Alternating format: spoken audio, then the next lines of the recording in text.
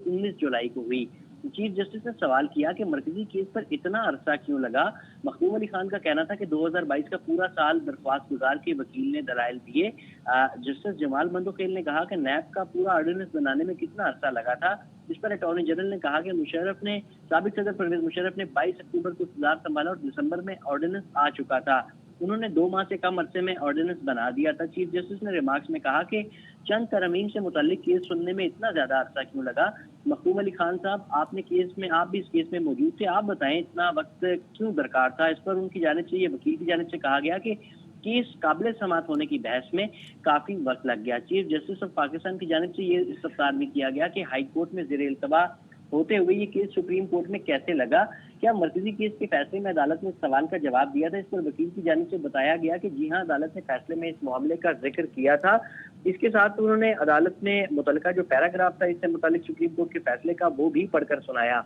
Justice अतर मिनल्ला की जानिब से रिमार्क्स में 2023 इंतखाबात केस का भी हवाला दिया गया और ये कहा कि 2023 इलेक्शन केस में ऐसी ही वजूहात पर हम 2 जजेस ने ये केस नाकाबिल समाअत कर दिया था। हमने कहा था जो केस हाई कोर्ट में ज़ेर इल्तवा है इस पर मुदाखलत नहीं करनी चाहिए। अगर तब लाहौर हाई कोर्ट के फैसले पर अमल होता तो इलेक्शन बर वक्त हो जाते। लाहौर हाई कोर्ट बार ने जो लाहौर हाई कोर्ट की तरफ से जो इलेक्शन का फैसला था इसके खिलाफ इंट्रा कोर्ट हुक्म जारी नहीं हुआ था। चीफ जस्टिस ने सवाल किया कि इलेक्शन के मामले पर सुप्रीम कोर्ट ने जो फैसला दिया इसका ऑर्डर ऑफ द कोर्ट कहाँ है।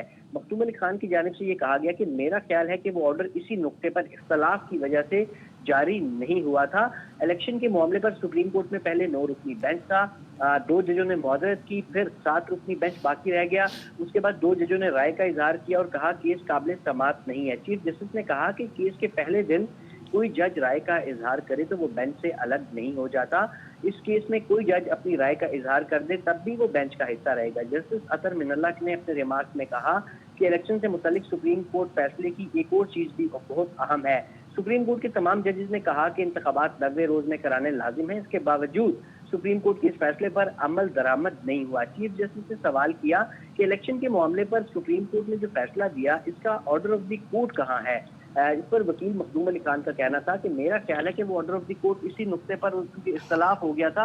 इस मौके पर चीफ जस्टिस ने जस्टिस अतर मिनल्ला के साथ मुस्कुराते हुए मुकालमा भी किया और कहा कि आप जब मेरे साथ बेंच में बैठे थे तो हमने 12 दिन में इलेक्शन करवा दिए। आप जिस बेंच की बात कर रहे हैं, मैं खुशकिस्मती कहें या बदकिस्मती, उस बेंच में मैं नहीं था। इस मौके पर अभी समाअत जारी थी कि बानी पीटीआई जो कि अडियाला जेल से बजरिया वीडियो लिंक इस समाअत में शरीक है, उन्होंने वहां पर अपने इर्द गिर्द मौजूद पुलिस एहलकारों को अपने पास बुलाया और उनकी जानिब से पुलिस एहलकारों से चेहरे पर तेज रोशनी पड़ने की शिकायत की गई, जिसके बाद एहलकारों की जानिब से इस तेज रोशनी को एडजस्ट कर दिया गया। इस वक्त हुकूमती वकील मखदूम अली खान अपने दलाइल दे रहे हैं, जबकि बहुत बड़ी तादाद में जो पीटीआई के रहनुमा हैं, जी, अरकान असेंबली हैं और जो कानूनी टीम में शामिल वकला हैं वो भी कब्र अदालत में मौजूद हैं। बहुत शुक्रिया राजा मोहसिन एजाज।